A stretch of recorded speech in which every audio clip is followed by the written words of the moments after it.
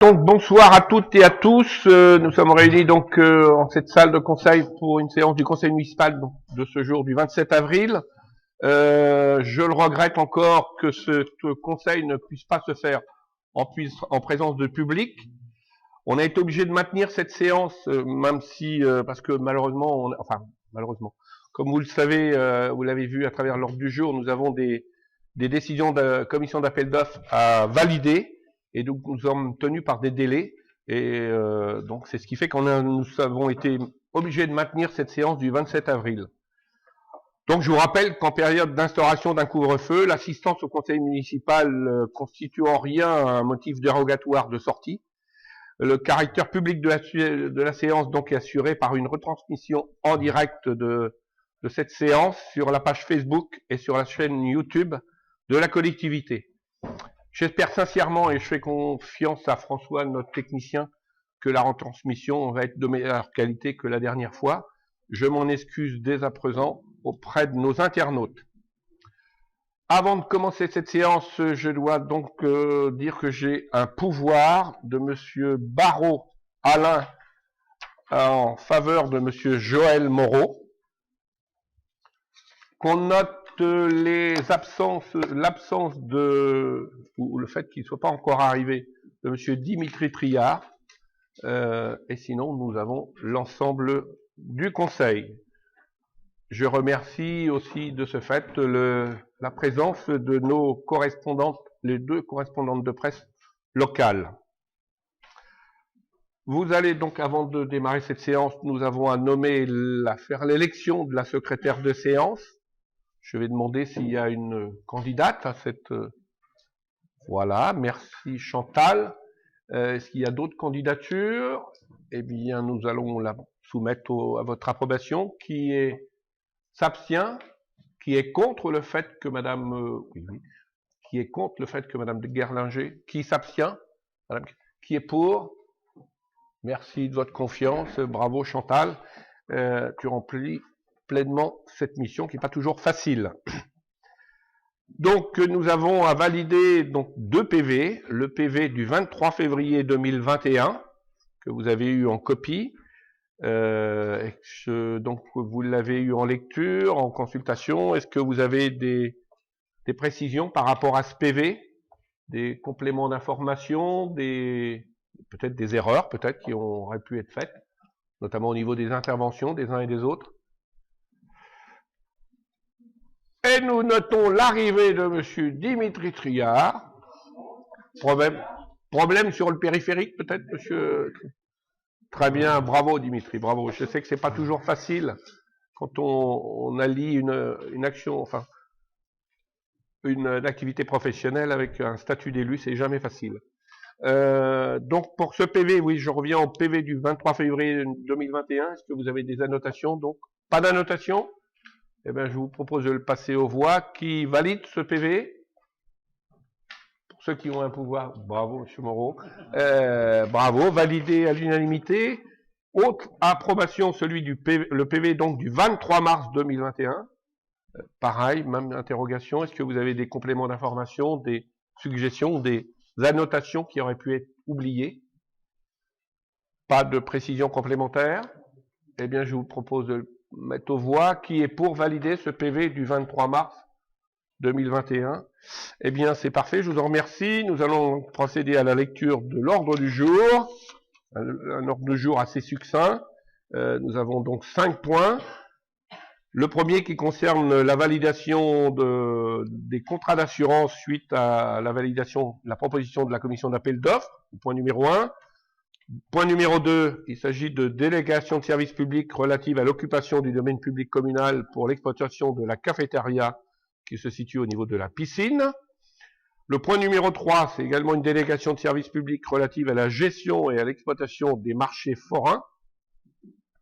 Point numéro 4, c'est la délibération qui fixe la nature et la durée des autorisations spéciales d'absence. Je vous rappelle, mais j'en donnerai l'information tout à l'heure, que celles-ci ont été vues lors du comité technique. Et le point numéro 5, ça concerne le personnel, c'est donc la création de postes pour le personnel saisonnier. Comme vous le savez, tous les ans, on est tenu de d'ouvrir des postes pour le fonctionnement de nos différentes activités au niveau durant la période estivale. Évidemment, nous aurons après les questions diverses et quelques informations diverses. Nous prenons donc le point numéro 1 qui concerne donc l'attribution des contrats d'assurance. Et merci. Donc, il s'agissait donc de revalider pour une durée de 5 ans toutes les contrats d'assurance donc qui sont liés à notre activité communale. Il y avait donc dans ces différents contrats 5 contrats différents, 5 natures de contrats différents. Le lot numéro 1 concernait toutes ce qui était assurance de dommages aux biens et des risques annexes. Le lot numéro 2, c'était l'assurance liée aux responsabilités et les risques annexes. Le lot numéro 3, c'était l'assurance des véhicules à moteur et des risques annexes. Le lot numéro 4, l'assurance de la protection juridique de la collectivité. Et le lot numéro 5, l'assurance des prestations statutaires.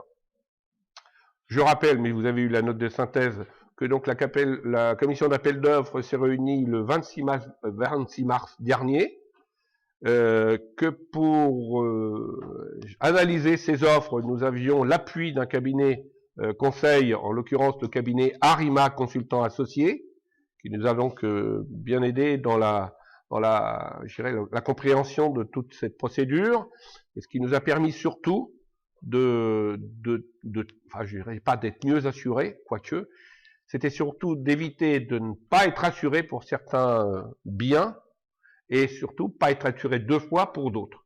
Donc l'avantage de prendre un cabinet conseil, c'est que ce monsieur, donc au-delà très performant, a rempli hautement cette mission. Donc, comme vous l'avez en note de synthèse, il est ressorti à la lecture après validation de la commission d'appel d'offres, puisque nous avions plusieurs candidats. Le lot numéro 1 est ressorti, donc qui concerne l'assurance des dommages aux biens. La compagnie retenue qui est proposée, c'est donc Groupama Paris-Val de Loire, qui est basé donc à Olivet dans le 45, et qui correspond à une prime annuelle de 10 380,42 €.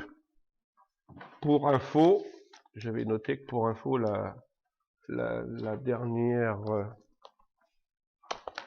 on était aujourd'hui assuré pour le même dommage chez la compagnie AXA, donc l'assureur sortant, pour un montant de 13 961,51 € TTC. Vous avez une petite annotation, on vous a marqué le prix, puisque c'est un prix qui est relatif au mètre carré. Vous avez le coût hors taxe qui est de l'ordre de 0,25 € du mètre carré. Le lot numéro 2, donc ça concerne toutes les assurances liées aux responsabilités civiles générales et des risques annexes. La compagnie retenue, donc c'est la compagnie Paris Nord Assurance Service, basée à Paris. Localement, c'est la compagnie Areas. Donc vous avez le taux en référence qui est de 0,795% de hors taxe de la masse salariale déclarée, qui correspond pour l'exercice en cours à une prime annuelle de 1821,53 € TTC. Il est rappelé qu'il y avait une possibilité de franchise. Je vous rassure, il n'y a pas de franchise sur ce contrat. Pour information, l'assureur qui remplissait cette mission jusqu'à maintenant était le groupe Groupama et qui avait donc une quittance de 2180,65 €. Le numéro 3, il s'agit de toute l'assurance des véhicules, que ce soit les véhicules roulants, mais exactement tous les véhicules que nous pouvons utiliser au niveau des services techniques notamment. Donc vous avez dans le contrat des franchises au niveau des cyclos à hauteur de 75 €, 150 € pour les véhicules légers et 300 € pour les véhicules lourds, plus la voiture de collaborateurs, la voiture qui est mise à disposition de tous les élus qui ne perçoivent pas d'indemnité lorsqu'ils veulent se rendre à des réunions inhérentes à leur fonction. Et donc là, on a mis un delta de 5000 km parce qu'on s'aperçoit que c'est pas un véhicule qui roule beaucoup. Et là, nous n'avons pas de franchise. La compagnie retenue est donc la SMAC, qui est basée à Niort, pour une prime de 5188,84 € TTC. Je précise qu'il y a un complément, une prestation supplémentaire qui a été demandée. Ça concerne le bris de machine, puisque, comme vous le savez, nous avons fait l'acquisition d'une tondeuse et nous avons déjà aussi un certain nombre de matériel.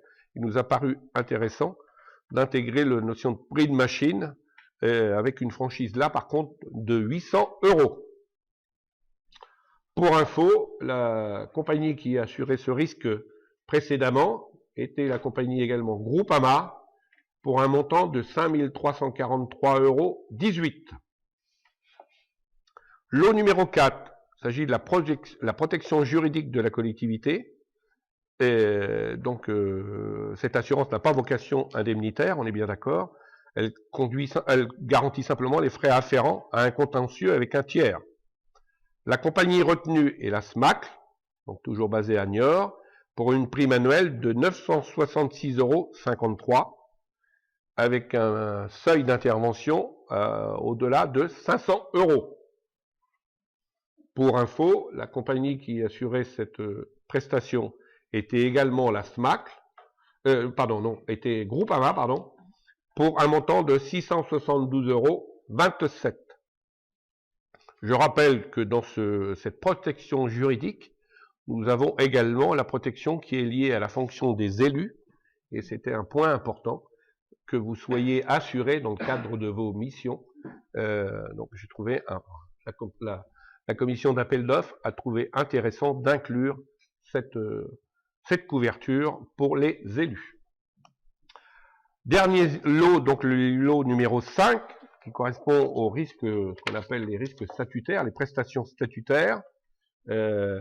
Donc la compagnie retenue, donc qu'est-ce qui est retenu dans les risques statutaires? Ne sont évidemment assurés que les agents titulaires, donc c'est-à-dire qui dépendent de la CNRACL, et sont couverts les notions de décès, d'accident du travail, la maladie imputable au service, le congé de longue maladie, le congé de longue durée, le congé de maladie ordinaire avec une franchise de 15 jours.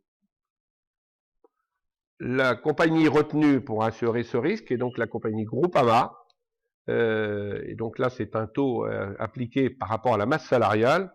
Et le taux donc qui sera appliqué sera de 4,43% de la masse salariale déclarée. Pour information, la prestation était assurée anciennement par la compagnie Sofaxis, qui est une filiale du groupe AXA, et ça représentait un montant de quittance de 79 509,83 €. Voilà donc ce que vous propose de valider la commission d'appel d'offres, qui a donc travaillé sur ce dossier. Je reste évidemment à votre disposition si vous avez besoin de renseignements complémentaires par rapport à cette attribution de marché. Des questions? Des compléments d'information? Oui, Paul? Attends. Bonjour, c'est plus une information. Lors de cette commission, on a détaillé et en fait chaque lot était partagé avec un nombre de points. Et en fait, je pense que c'est important de rappeler ici qu'en fonction du nombre de points d'attribués, c'est pas forcément le plus cher ou le moins cher qui était retenu, mais celui qui avait le plus de points qui pouvait être intéressant. Je pense que ça me semble important de le dire. Tout à fait. Ce qui vient d'être dit est très juste. J'aurais pu le préciser lors de l'attribution de la notation. Il y avait une partie technique, il y avait une partie économique, une partie technique également. Dans la partie technique, ça correspondait surtout à la valeur de la proposition d'assurance. C'est pour ça que si vous avez sur un article, donc c'est notamment au niveau de la protection juridique, on paye un peu plus cher que le non payé auparavant, mais comme je vous l'ai dit, il y avait le fait qu'on ait inclus le risque pour les élus que nous sommes tous et toutes autour de cette table, dans le cadre de nos missions, évidemment. Voilà. D'autres compléments d'information par rapport à cette présentation? Eh bien, si j'ai été assez clair, et je vous remercie de votre compréhension, je vais donc soumettre aux voix qui est pour l'attribution de ces lots d'assurance tels que ça vient de vous être présenté à l'unanimité, et je vous en remercie. Point numéro 2. Il s'agit de la délégation de services publics relative à l'occupation du domaine public, qui est donc la cafétéria qui se situe au niveau de la cantine, de la piscine municipale. Madame Bureau.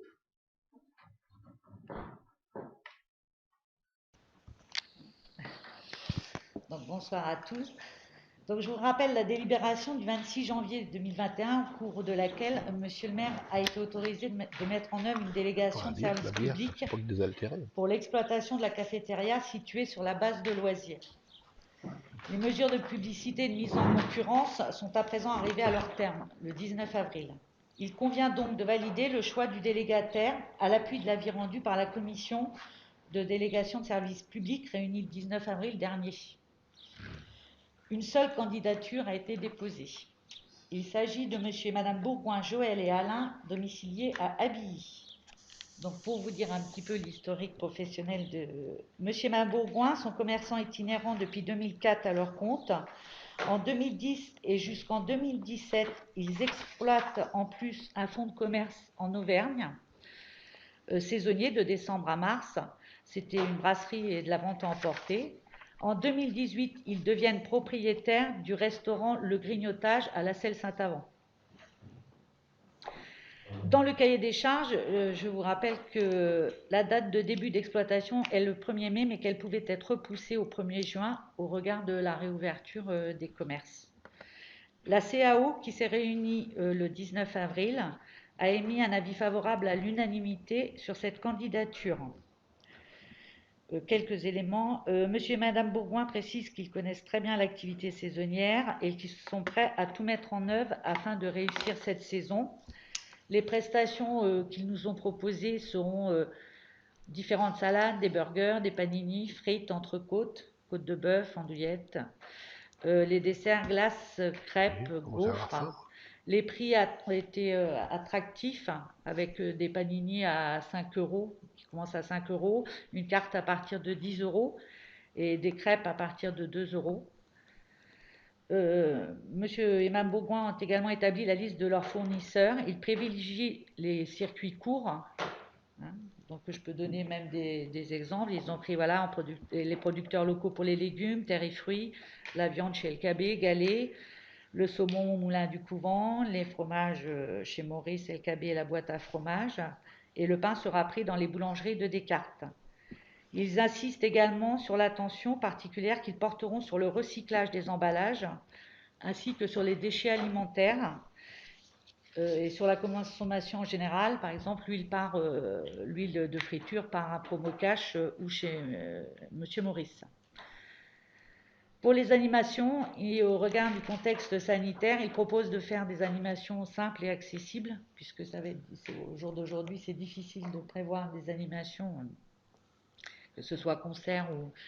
Donc, ils partent plus sur des concours de pétanque, des karaokés ou des soirées ou après-midi à thème avec ou sans repas.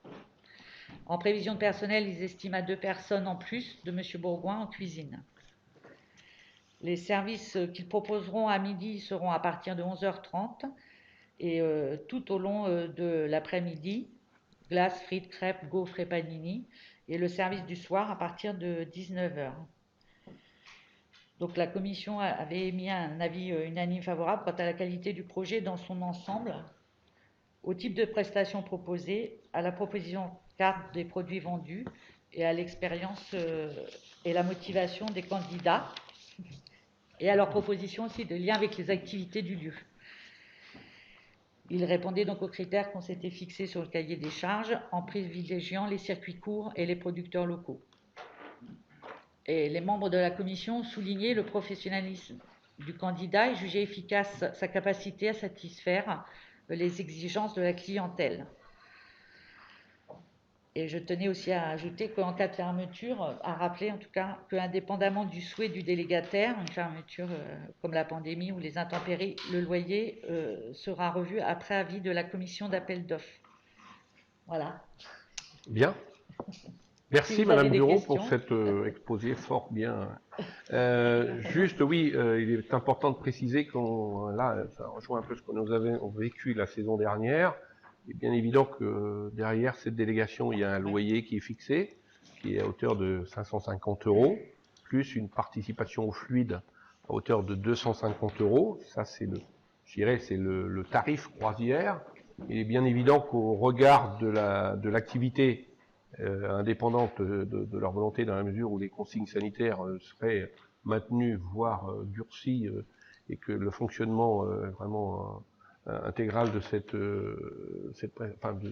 cafétéria ne puisse se faire, évidemment la commission d'appel d'offres reverrait au cas par cas évidemment l'évolution de ces tarifs. Je pense que là, je pense qu'on fait unanimité par rapport à cela.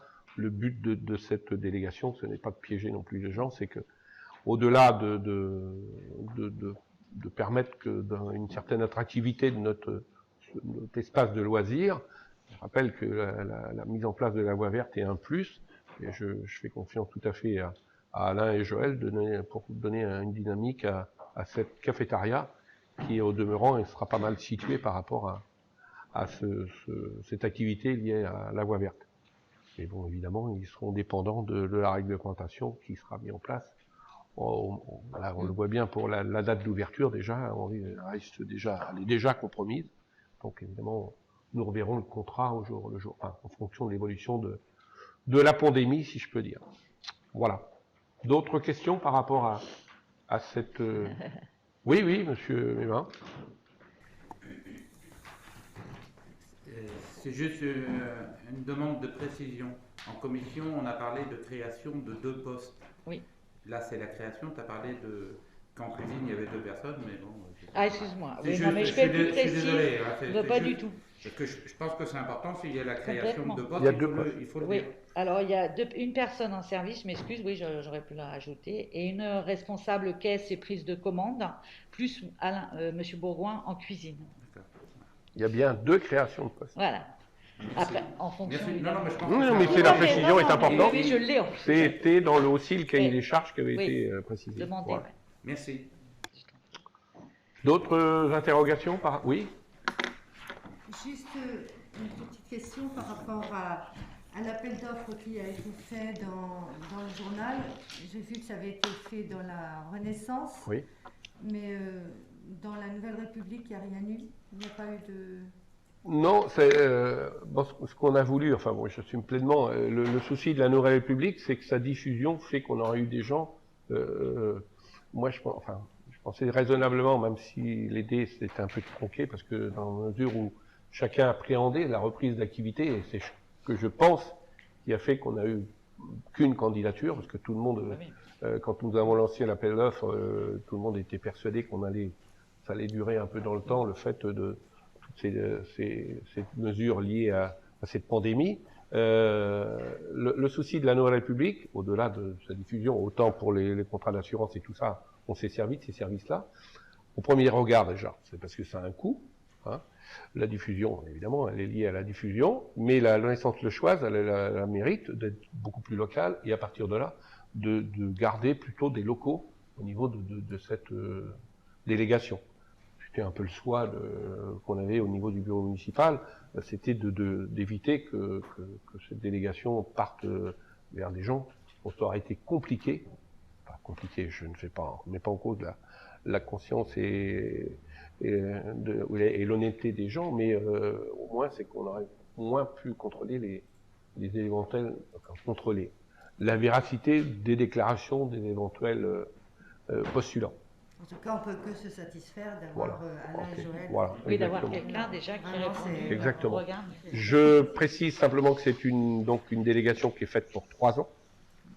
Bon, parce qu'il est bien évident que derrière cette implantation, il y a quelques investissements et décemment, il est quand même plus c'est raisonnable de pouvoir permettre à ces gens-là de pouvoir amortir ces équipements sur plusieurs années, qui seront renouvelables ou pas, tacitement, mais on reviendra devant ce Conseil dans 3 ans.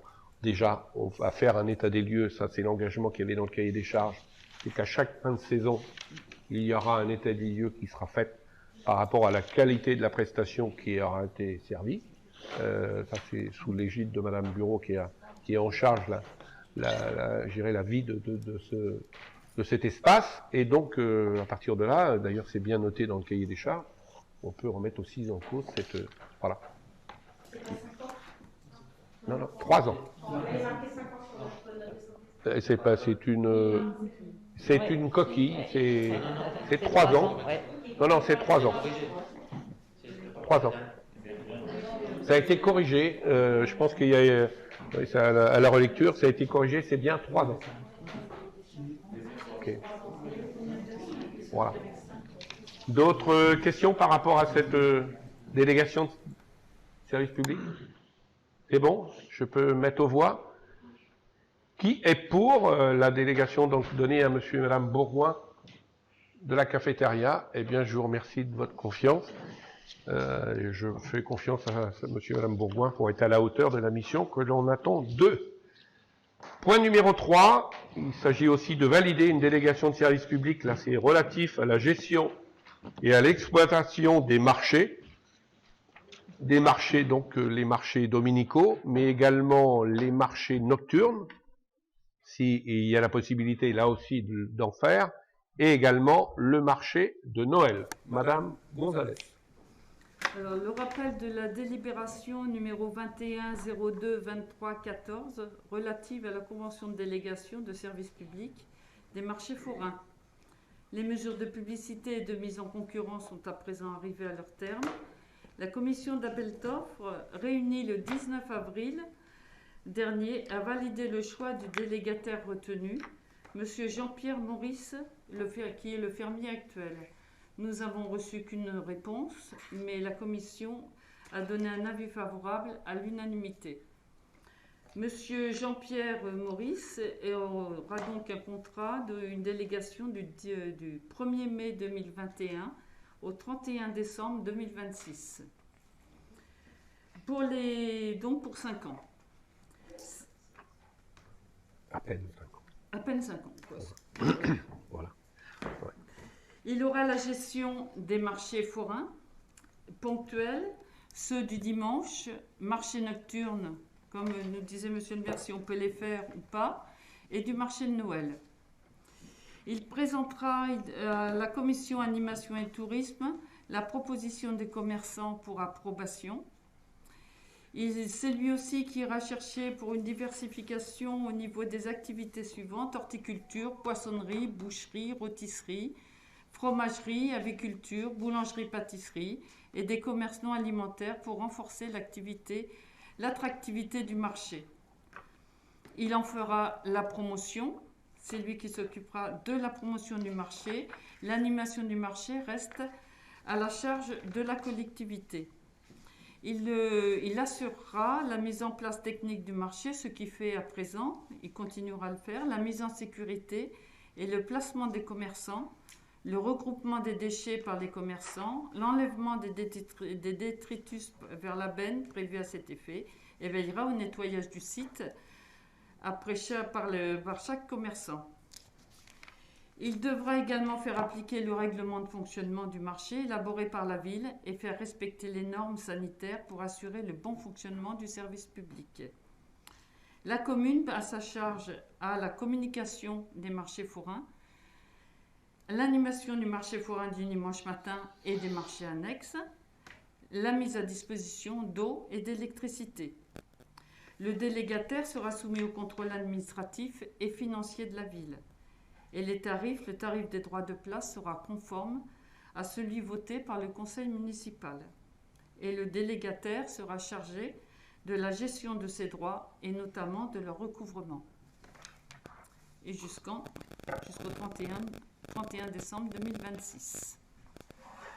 Voilà, merci Monique. Des questions, des précisions par rapport à ce que vient de dire Monique? Donc, Monsieur Maurice, qu'on vous propose de valider, c'est quelqu'un que l'on connaît très bien, puisqu'il est en charge déjà, il assume déjà cette mission. Nous avons la chance, je le dis, pour ceux qui participent et qui s'y rendent régulièrement, d'avoir un marché qui a retrouvé un peu d'attractivité. Il est en partie, il fait partie intégrante de ce résultat. Il a la chance d'avoir donc un placier tous les dimanches que vous connaissez sans doute, Monsieur Angelo, enfin si je connais surtout son prénom, moi, Angelo, qui est vraiment l'homme de la situation, qui sait vraiment gérer au mieux le placement de tous ces forains. Bon, c'est vrai qu'on a vécu une période, on vit une période un peu compliquée par rapport à la limitation de certains étals, puisque certains commerçants, enfin certains forains n'ont pas le droit de venir sur les marchés. Je sais qu'il y a certains qui sont en attente. On a besoin de redynamiser encore plus ce marché. Je sais que Monique, l'an dernier, a fait beaucoup d'efforts à travers une animation ponctuelle, notamment avec des groupes musicaux et tout. Ça, ce sont des missions qui resteront à charge de la commission animation de la mairie. Je vous rappelle, ou je vous le dis quand même, nous allons avoir maintenant dans la région un marché concurrent qui va se mettre en place. C'est la ville de Sainte-Maure qui va donc mettre en place un marché dominical également. D'après mes informations, ça se limiterait au commerce de bouffe, excusez l'expression, de bouche, pardon. Et mais cela dit, c'est quand même un concurrent quand même, donc il va falloir savoir nous redonner, enfin améliorer encore notre attractivité. Et je fais confiance en cela à Monsieur Maurice et surtout à Angelo qui donne de lui-même pour réussir cette mission.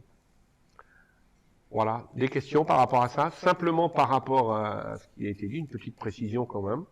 Le but du marché, ce n'est pas de faire forcément une recette, hein, comme vous le savez, c'est surtout de permettre une attractivité de notre centre-bourg et de dynamiser un peu notre commerce local, même si c'est un peu perturbé en ce moment puisque les terrasses de café sont fermées et tout, donc c'est pas les marchés que nous avons connus naguère.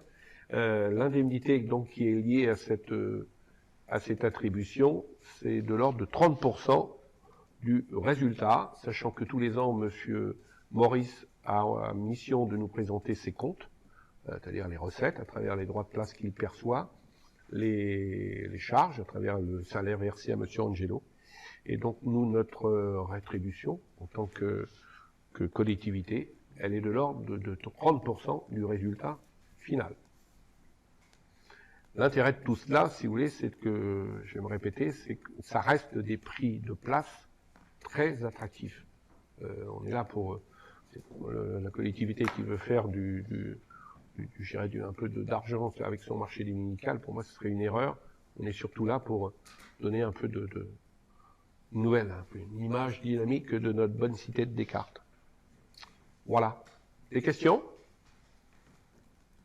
Des suggestions? Vous pouvez. On est à l'écoute de tous. Bravo Monique d'avoir travaillé sur le dossier. Je sais que la commission animation est en train de travailler beaucoup sur les propositions pour l'été 2021. Et oui, Monsieur Mémin.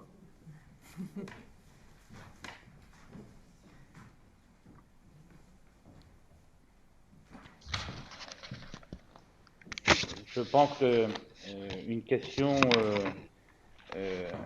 sur l'aspect des sanitaires sera à étudier rapidement, parce que ce soit pour les forains ou que ce soit pour la population.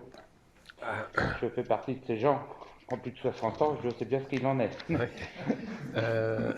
Donc, là aussi, on est confronté à deux problématiques importantes. La première, c'est pas la moins indolore, c'est qu'aujourd'hui, les sanitaires qui se situent au niveau de l'espace du vieux marché, enfin de la place Milo-Frénon, sont complètement obsolètes, sont à la limite de l'entendement. Donc ça, je sais que nous sommes en train de travailler, je parle sous le couvert de Joël qui a pris en charge la mission des travaux. Nous sommes en train de travailler pour réétudier un nouvel équipement à ce niveau-là. Pour ce qui est des toilettes qui se situent à l'arrière, alors évidemment, quand les bars sont ouverts, ça facilite beaucoup les choses. Pour les toilettes qui se situent à l'arrière de la mairie, qui sont, elles, par contre, parfaitement en état, le souci, c'est la problématique des mesures liées au Covid, et qui nous interdit d'ouvrir des toilettes si elles ne sont pas régulièrement désinfectées après chaque passage. Moi, aujourd'hui, c'est un vrai problème. C'est un vrai problème, et je suis souvent interpellé par les gens d'un certain âge, comme vous dites, monsieur, mais même des plus jeunes, rassurez-vous. Et donc, c'est vrai que c'est un vrai problème. Il arrive que des gens qui, quand la mairie est ouverte, se servent des sanitaires de la mairie. Et vous savez, c'est compliqué, mais j'ai pas vraiment la solution. Je sais qu'elle n'est pas propre qu'à des cas, et qu'un certain nombre de mes collègues maires sont passés outre ces préconisations. Charge à eux après d'en assumer les responsabilités. Moi, je me vois mal avoir un problème au niveau des... parce que les sanitaires sont ouvertes, quoi. C'est ça, c'est le problème. Voilà. Mais il est vrai, ça c'est... Joël pourra un peu le confirmer, que l'état des lieux, là, c'est l'état même des sanitaires qui sont vraiment au centre du marché, se doivent, c'est plus qu'une obligation, que ce soit remis vraiment en état, et que ce soit des toilettes dignes de ce nom, si je peux me permettre. Voilà. Ne serait-ce que par l'accessibilité, parce que pour ceux qui connaissent, déjà, il y a un problème c'est un gros problème pour les gens à mobilité réduite, parce qu'il y a déjà des marches pour pouvoir y accéder. Voilà. Ça, c'est dans la programmation que M. Moreau vous proposera, et ça, je lui laisse l'entière, c'est sa mission. Voilà. D'autres questions? Oui, M. Marquet.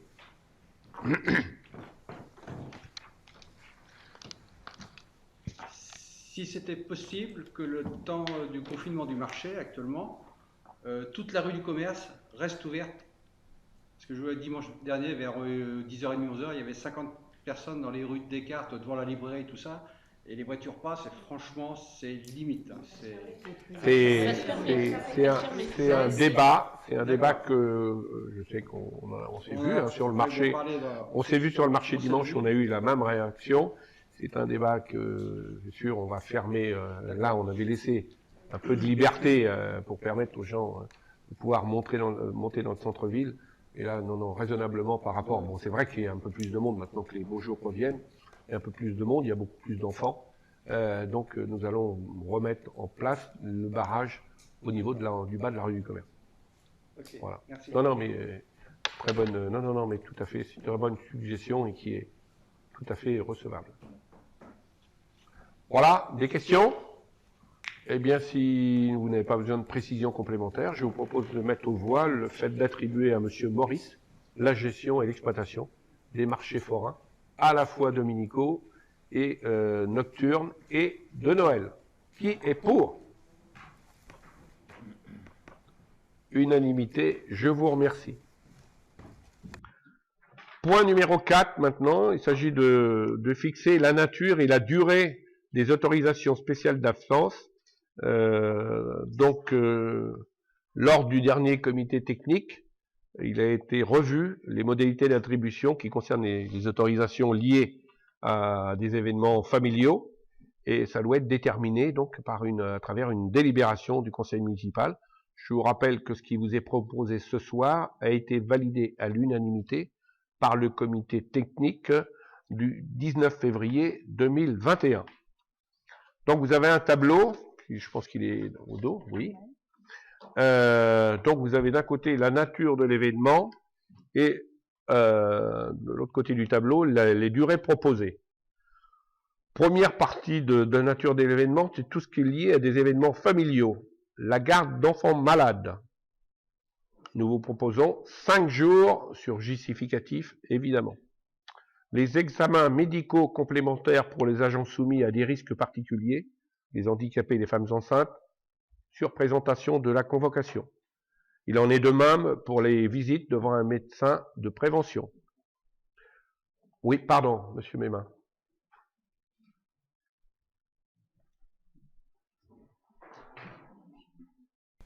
Désolé de vous interrompre, monsieur le maire, mais c'est juste par rapport à la compréhension.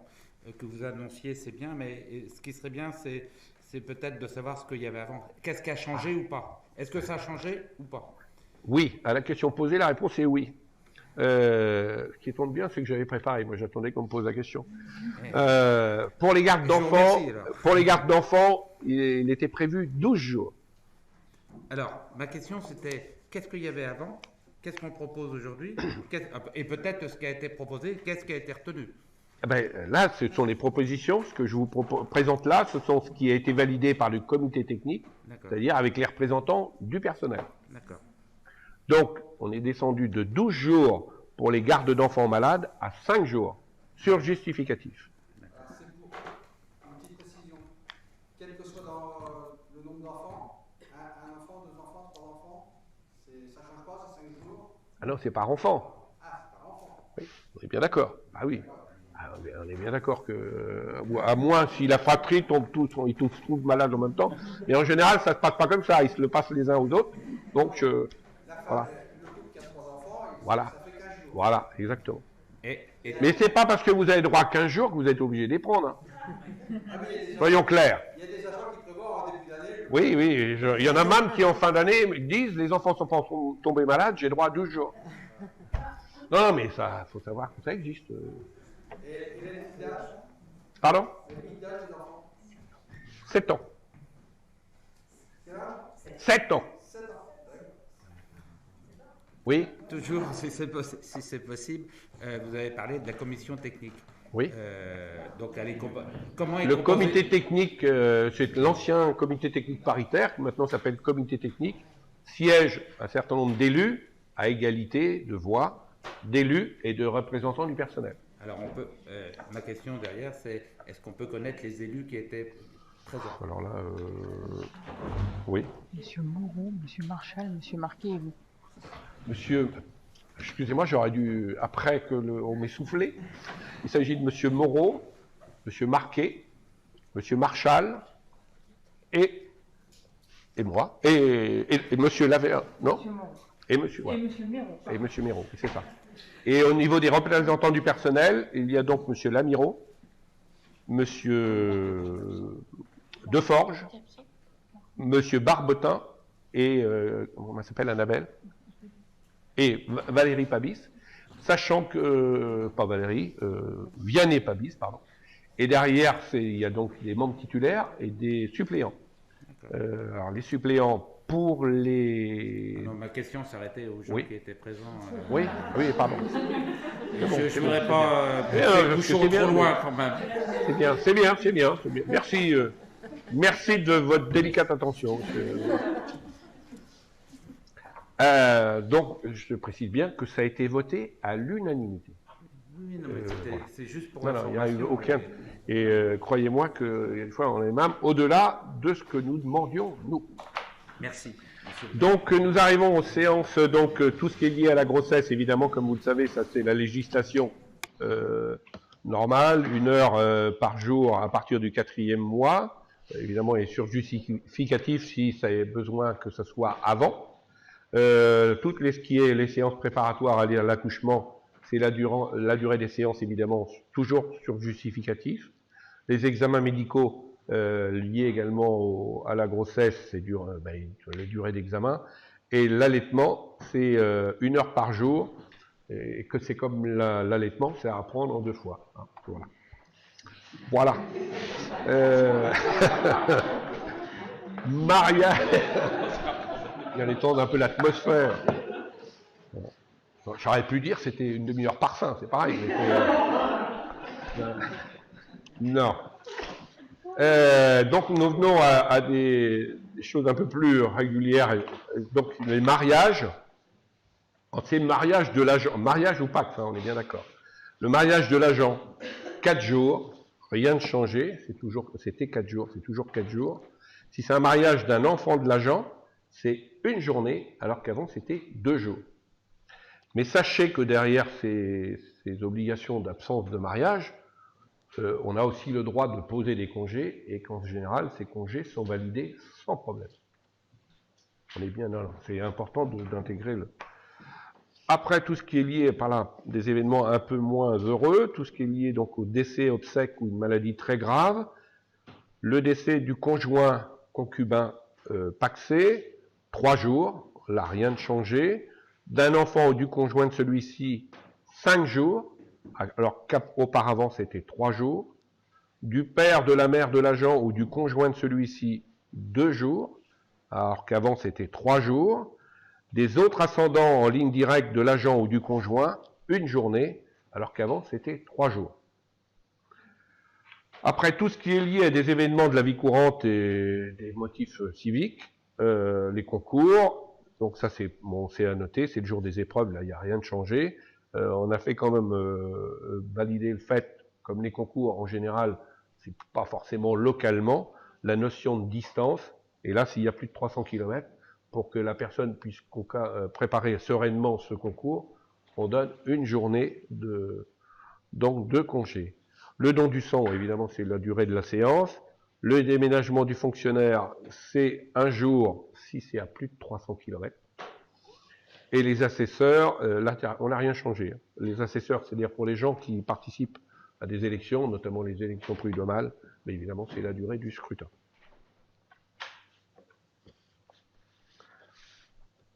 Voilà. Des questions par rapport à ces propositions? Je rappelle pour la 1e fois donc, que ça a été validé.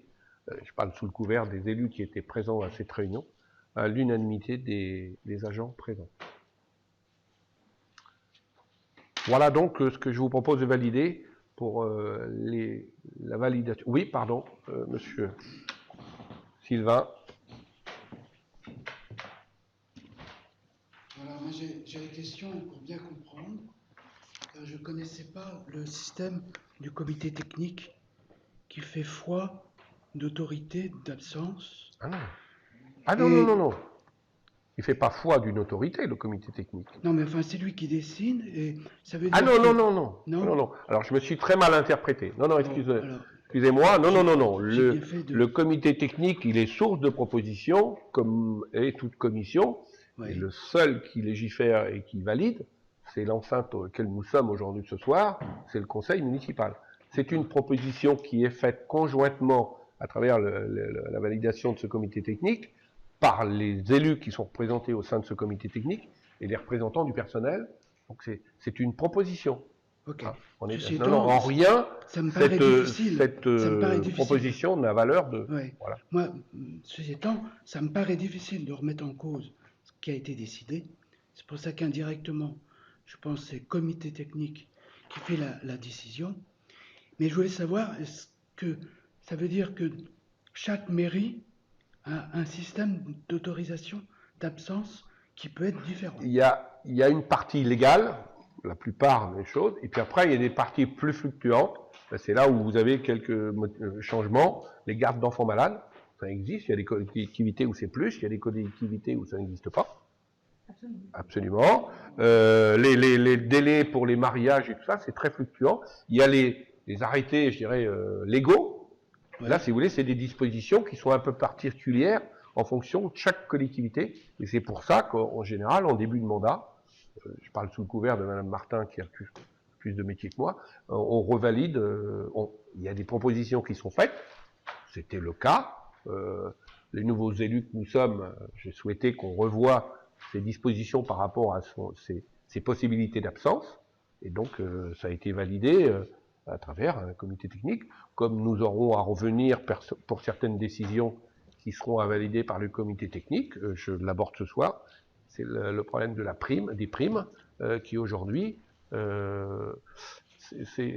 m'ennuie un peu que certains agents qui ne sont plus présents sur la collectivité depuis un certain nombre de mois puissent prétendre avoir une prime d'efficacité, entre guillemets, puisque c'est comme ça qu'elle se nomme, alors qu'en rien ils participent, surtout par rapport au moment que nous avons vécu, c'est-à-dire où là on a demandé quand même un plus à beaucoup d'agents, notamment aux agents qui sont en direct dans les écoles, et donc ces gens-là ont fait vraiment des efforts et tout ça. Et je trouve aberrant qu'il n'y ait pas de différenciation entre les gens qui jouent le jeu, appelons-les, vous me connaissez, j'ai l'habitude de dire ce que je pense, et ceux qui, oui, qui sont absents depuis trop longtemps, si je peux être clair. Ah oui, non, c'est bien.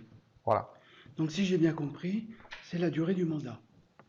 Oui. Hein, voilà. Oui, sauf, Sylvain, je ne sais pas moi, quel événement peut amener, je ne sais pas, on ne sait pas ce qu'une pandémie peut amener derrière, je ne sais pas. Ok. Après, moi, je ne sais pas par rapport aux enfants malades, on peut pas dire que c'est figé pour le mandat. Bon, la plupart, comme vous le voyez, il n'y a pas beaucoup de changements, on n'a fait que revalider, mais c'était surtout pour montrer le nouveau relationnel entre les élus, les nouveaux élus que nous sommes, et les agents qui sont en place.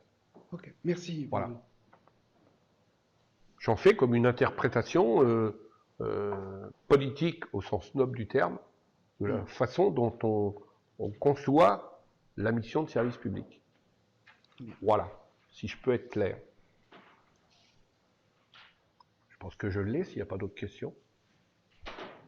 Eh bien, si vous en êtes d'accord, je vous propose de mettre aux voix cette proposition qui est faite en l'état, qui est pour la validation de des autorisations d'absence.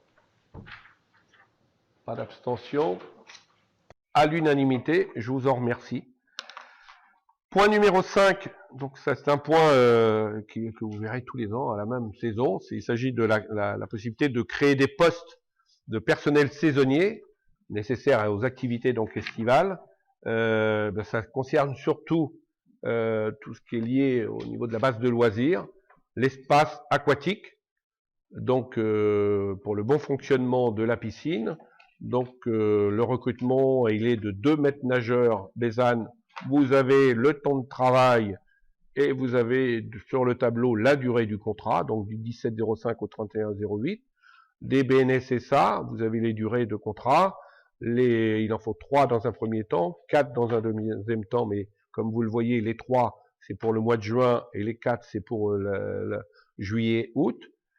Ensuite, 4 adjoints techniques. Alors là, il s'agit des jeunes que nous recrutons au niveau de la billetterie, du nettoyage et donc tout pour au bon fonctionnement.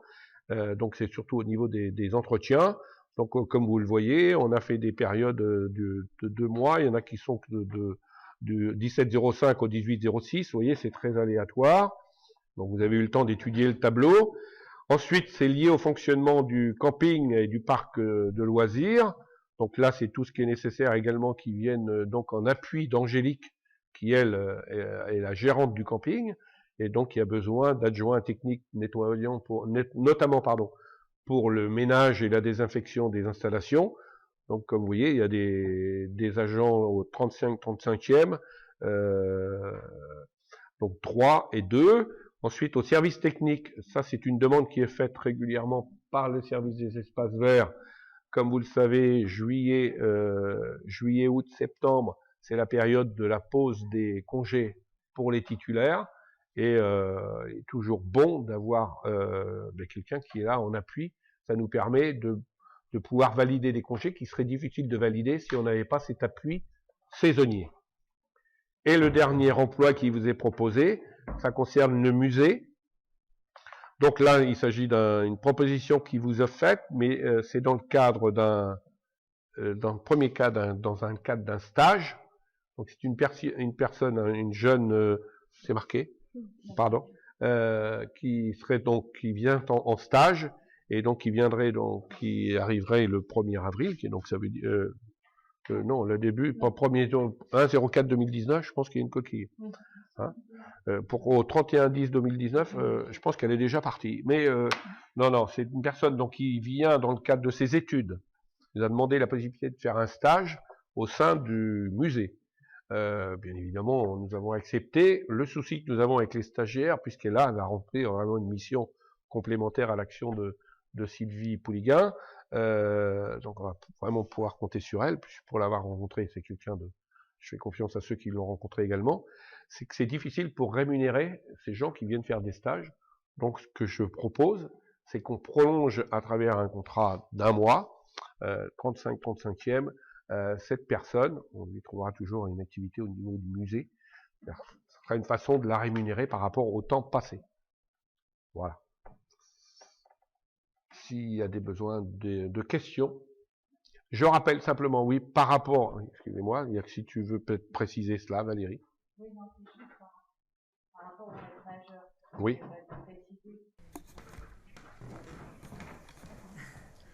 Oui, c'est juste pour préciser au niveau des maîtres nageurs, en fait, parce qu'on a déjà un, on en met deux, parce qu'on en met, en fait, on a même sur les BNSSA, on met 3, 4. En fait, on a une marge de manœuvre, c'est ça, 1 de 1 à chaque fois. Tout à fait. Parce qu'en cas d'arrêt, il faut pouvoir le remplacer. Tout à fait. C'est pas parce que tous les postes sont ouverts qu'ils sont pourvus. Voilà. Voilà, exactement. Excusez-moi, j'ai oublié. Alors, puis je tiens à préciser quand même qu'aujourd'hui, c'est un tableau qui vous est présenté avec une ouverture de la piscine, comme vous le voyez, le 17 mai. 17 mai à début juin, initiation pour les scolaires. Si c'est possible, à aujourd'hui, les protocoles ne précisent rien. C'est l'avantage de la gestion d'aujourd'hui. Le 17 mai, donc ouverture, comme si de rien n'était, comme si le problème de la pandémie était réglé. De toute façon, on ne va pas pénaliser plus les scolaires. Donc on met en place un fonctionnement normal. Donc 2 maîtres nageurs Bézanne pour assumer la mission d'apprentissage de la natation aux enfants des communes de Descartes, d'Abilly et de La Selle-Saint-Amand. Ça, c'est dans un premier temps. Après, au mois de juin, il est prévu une ouverture de la piscine au public tous les week-ends jusqu'au 6 juillet. Non, pardon, jusqu'au premier week-end de juillet, et après juillet-août, évidemment, ouverture totale de la piscine, sauf le lundi, puisque techniquement, nous sommes obligés de fermer la piscine le lundi. Il y aura une activité à la piscine le lundi, une activité qui est liée à tout ce que les maîtres nageurs peuvent donner comme cours complémentaires, des cours de natation, de la gym aquatique et tout ça, mais tout cela se fera en dehors des heures d'ouverture normale de la piscine. Voilà ce que je tenais à préciser. Bien, amis internautes, excusez-nous, on a juste eu le temps de déguster quelques chocolats. Esquimaux. Non, excusez-nous, problème technique, problème du direct. Juste repréciser, alors je ne sais pas à quel moment ça a coupé, je ne voudrais pas quand même qu'il y ait un manquement dans la présentation. Donc la piscine, est bien, comme je le précisais, ouvre donc à compter du 17 mai, on a tout fait pour. Elle sera ouverte donc au mois de mai que pour les scolaires, et à partir du mois de juin, le mercredi, samedi et dimanche au public, et à partir du mois de juillet, évidemment, tous les jours, hormis le lundi, qui est le jour de la fermeture nécessaire au processus technique de nettoyage et tout des bassins. Et donc, voilà ce que je voulais préciser. À aujourd'hui, donc, c'est bon de préciser que les directives liées à la participation ou pas des scolaires au cours de natation, on n'a pas les éléments pour déterminer si ce sera possible ou pas.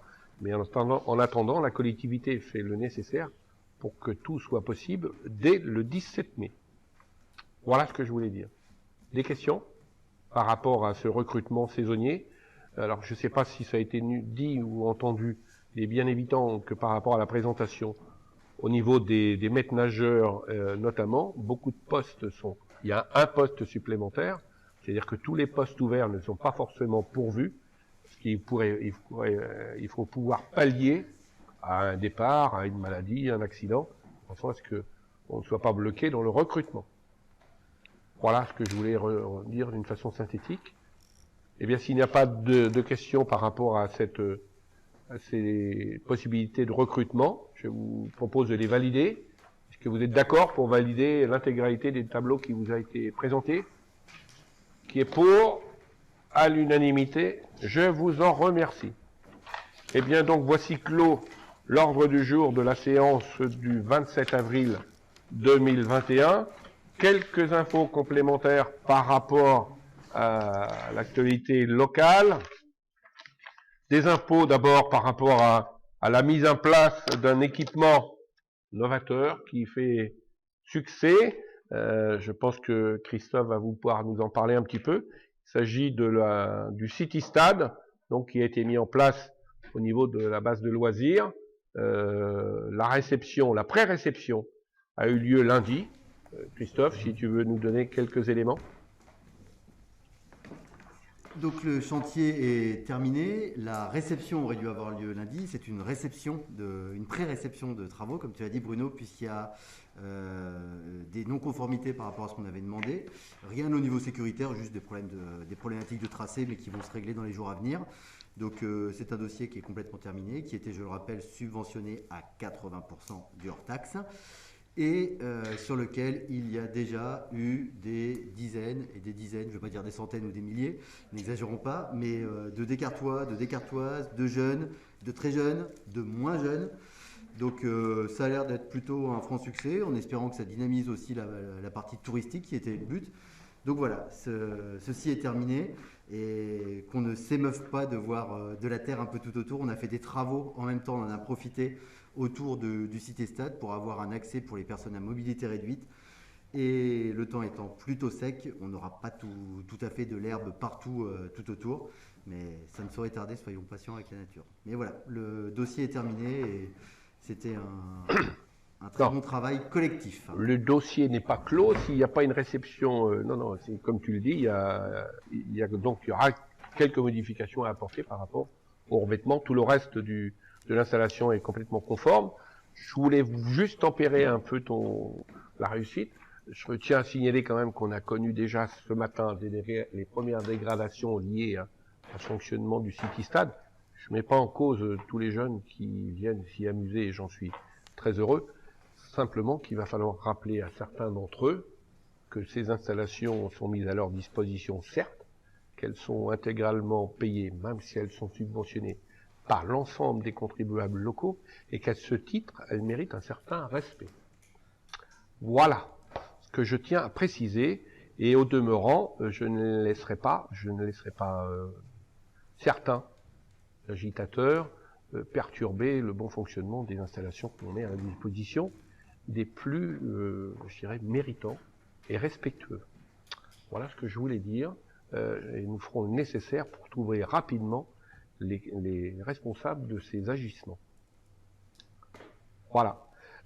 Autre information, il s'agit d'une information, mais là je pense que Sébastien peut nous en parler un peu. Il s'agit d'une action qui est menée par le Rotary Club de Loches, qui donc a fait une action en direction des scolaires du territoire du sud lochois, et qui, je laisse présenter Sébastien en charge des affaires scolaires, ce dossier. Oui, merci.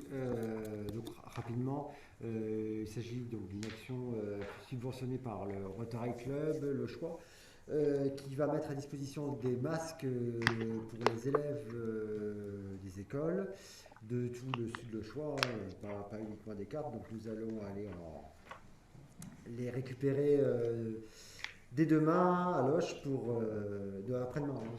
Le 29. Le 29, oui, pour en prendre possession.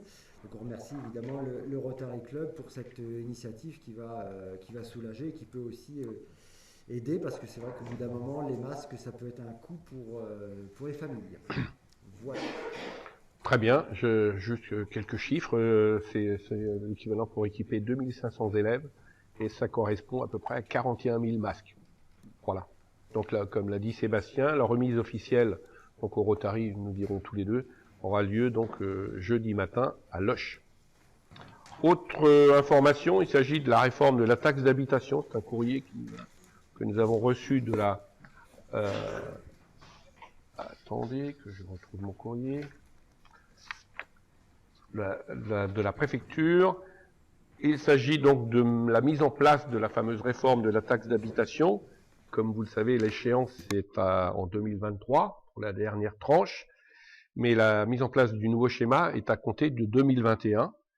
Ça vient en complément de ce que nous avons revoté, puisque, comme vous le savez, lors du dernier conseil, nous avons été obligés de revoter la fameuse taxe sur le foncier bâti, puisque nous avons additionné le taux départemental au taux communal, donc qui permettra de compenser le manque à gagner, si je peux me permettre, de l'ancienne taxe d'habitation. Il ne restera donc aux communes que la taxe d'habitation sur les résidences secondaires. Comme vous le savez, la loi n'émancipe pas les résidences secondaires de payer la taxe d'habitation, et sur les logements vacants, donc qui sont toujours soumis à taxe d'habitation.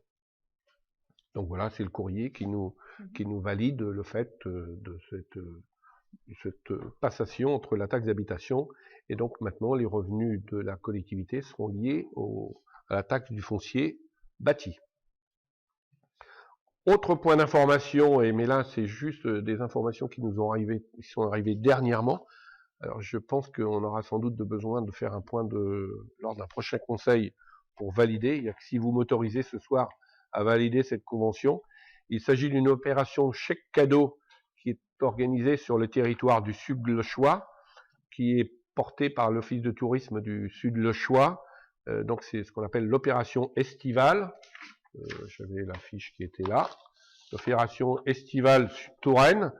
Le but, c'est de faire gagner 1000 chèques cadeaux de 50 €, c'est-à-dire 5 fois 10 €. Les heureux gagnants, ce seront des touristes qui auront séjourné au minimum 3 nuits sur notre territoire. Donc comment ça fonctionnera? Les hébergeurs font remplir donc un bon à ces touristes, et donc il y aura une inscription par internet, et il y aura un tirage au sort qui sera fait à partir de ces inscriptions. Voilà. Les chèques Inspiration, chèque Touraine, Sud Touraine. Donc une opération de 50 000 €. Là aussi, le but, c'est de redonner de l'attractivité à notre territoire. Quelques infos complémentaires, mais là, je pense que vous avez déjà eu nous avons eu la chance d'avoir sur des cartes un centre de dépistage éphémère. Donc, c'était au mois d'avril. Il a eu lieu à la salle des fêtes. Il était sous l'égide de la Croix-Rouge. 69 personnes ont été dépistées. Un seul cas s'est avéré positif. Il aurait été souhaitable que derrière, on ait la possibilité d'organiser sur le territoire, enfin, au niveau de notre collectivité, un centre de vaccination éphémère. Les tractations sont toujours en cours. Je parle sous le couvert de Valérie, qui est plus en contact avec Christine Beffara, qui est en charge ce dossier au niveau de la communauté de communes. Et aujourd'hui, le souci, c'est la nature du vaccin qui serait utilisé, puisque ce qui est proposé, c'est de l'AstraZeneca. Donc, vous savez que pour que le centre de vaccination soit opérationnel, nous avons besoin de nous baser, enfin, d'avoir l'appui des services médicaux locaux. Et après contact, ces gens-là ne sont pas favorables à ce qu'on fasse de la vaccination. Un centre de vaccination éphémère avec de l'Astra. Je ne veux pas dire qu'ils ne veulent pas vacciner avec de l'Astra, mais comme ils l'affirment, ils le font déjà, eux, de leur côté, chacun de leur côté. Donc ils ne voient pas la nécessité de faire une opération. Je pense qu'aujourd'hui, vu l'accélération des choses, et vu que maintenant les tranches d'âge baissent, ça sera peut-être plus facile à un moment ou à un autre de mettre une ligne de vaccination. Et ça, je parle sous le couvert de ces gens-là. Nous sommes prêts, nos installations sont prêtes, on a montré nos capacités de fonctionnement lors du centre de dépistage, c'est à peu près le même fonctionnement. Donc demain, on peut facilement remettre toujours au sein de la salle des fêtes. Donc ça nous permet de maintenir une distanciation nécessaire et souhaitable, et de le faire en toute sécurité. Donc ça, c'est une info que je voulais vous donner. Autre info, comme vous le savez, nous arrivons à l'aube des élections. Nous avons la chance dans notre territoire de doubler les élections. Nous allons avoir dans un premier temps des élections législatives qui auront lieu le 30 mai et le 6 juin, auxquelles succéderont les élections jumelées des élections départementales et régionales qui auront lieu le 23 et le 27 juin. Donc, chers amis, bloquez 4 week-ends parce qu'on va avoir besoin de vous. Donc, pareil, à aujourd'hui, les dispositions qui sont nécessaires par rapport à cela, sachez que par rapport à cela, les bureaux de vote vont être obligés d'être délocalisés par rapport aux habitudes. Le bureau de vote numéro 1, qui a lieu ici en cette mairie, sera donc délocalisé dès les élections législatives pour pas perturber les électeurs donc dès les élections, c'est-à-dire dès le 30 mai, le premier tour des élections législatives, le bureau de vote, ça nous permettra de respecter les distanciations et les gestes barrières, auront lieu à la salle des fêtes de Descartes pour le bureau numéro 1. Le bureau numéro 2, qui était à la mairie annexe de Balhem, sera lui délocalisé à la salle du Domino.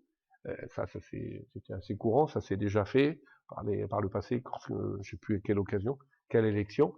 Donc là, pareil, ça permettra de respecter les gestes barrières et la distanciation. Et le bureau numéro 3 qui était donc situé au niveau de l'école de la Côte des Granges, donc sera maintenu puisque le préau permet d'accueillir en toute sécurité 2 bureaux de vote contigus. Mais là aussi, nous serons vigilants. Je donne cette information à toutes parce qu'aujourd'hui nous attendons les modalités. Certains disent qu'il y aura une obligation. Il y a des bruits, des rumeurs pour tout, comme quoi la vaccination serait obligatoire pour les assesseurs. C'est les messages on n'en sait pas plus, donc aujourd'hui je ne peux pas vous affirmer des choses qui ne seront pas avérées comme réelles. Donc aujourd'hui je vous dis simplement qu'on positionnera, au moins pour le bureau numéro 1, le bureau de vote à la salle des fêtes. Après, donc je sais que vous avez tous reçu en tant qu'élus des tableaux de permanence. Je vous demanderai de les remplir rapidement, ne serait-ce que pour faciliter le travail de Aude, qui aura à centraliser toutes vos demandes et donc pourra pouvoir constituer rapidement les bureaux de vote. Il y a une réunion, enfin un groupe de formation prévu vendredi matin dans cette même salle. Aude se propose pour les nouveaux élus, je sais que c'est pas facile le vendredi matin, mais elle a fait, propose aux futurs assesseurs de faire une petite initiation pour les nouveaux élus, voir un peu comment ça fonctionne. Ça, c'est ce que je voulais dire. La mairie, autre information par rapport à toute cette problématique. Il est bien évident qu'un certain nombre de personnels ont fait valoir qu'à partir du moment où on leur demandait des présences pendant 4 week-ends, on demandait s'il était possible de faire le pont de l'Ascension. Le pont, c'est le seul pont de l'année, paraît-il, je ne sais pas. Mais donc le pont de l'Ascension, je l'ai accordé, sachant que le vendredi, la mairie sera quand même ouverte, parce qu'il y a une obligation par rapport, et ça c'est lié aux élections, puisque je sais qu'il y aura sans doute des procurations, on ne sait pas encore comment ça va fonctionner.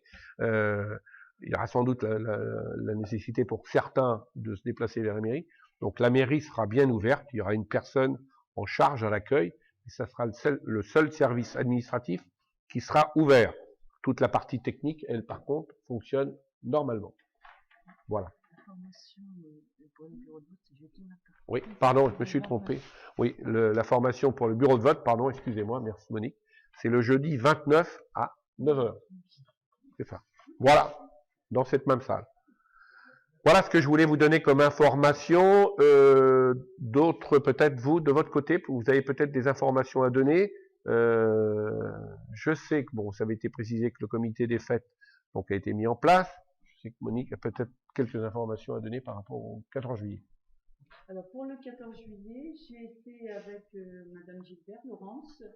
Nous avons été rencontrer le maire de Luxeuil, son premier adjoint et l'adjointe à l'animation. Nous avons été reçus vraiment très sympathiquement. Et ça a été une réunion dans l'écoute et dans le respect des uns des autres. Et nous avons parlé du feu d'artifice, puisque le feu d'artifice du 14 juillet est tiré de l'île, donc concerne aussi bien les habitants de Luxeuil que ceux de Descartes.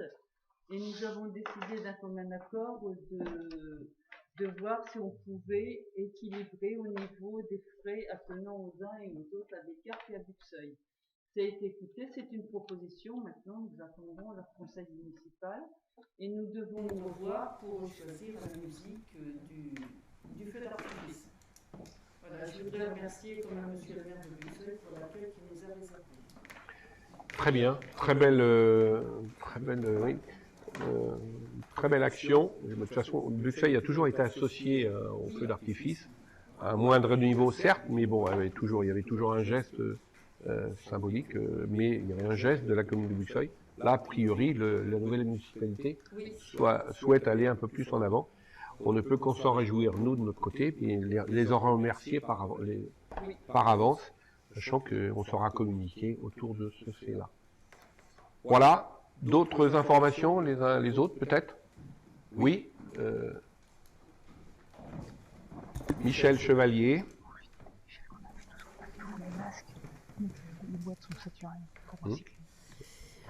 Deux petites choses. Je sais qu'en ce moment c'est un petit peu compliqué, mais est-ce qu'il y aura une inauguration du City-Stade de prévu à un moment ou à un autre?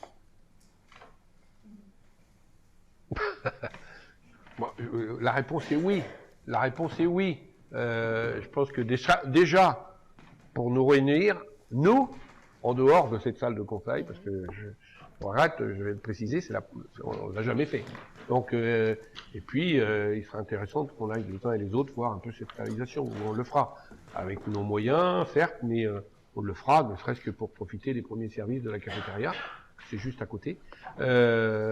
C'est compliqué, mais on le fera. Je fais confiance à Christophe qui a piloté le dossier. On trouvera une date peut-être à la reprise au mois de septembre, je ne sais pas. De toute façon, est-ce qu'on ait un maximum de présents par rapport aux élus? Oui, c'est juste pour compléter, c'est prévu. On ne sait pas quand on aura le droit de se réunir dans l'espace public. Donc on va évidemment respecter la loi et c'est prévu notamment en présence des financeurs également. Ils seront invités et que tous les élus, je vous invite tous d'ailleurs, avant même l'inauguration, à aller mettre vos pieds sur ce sol.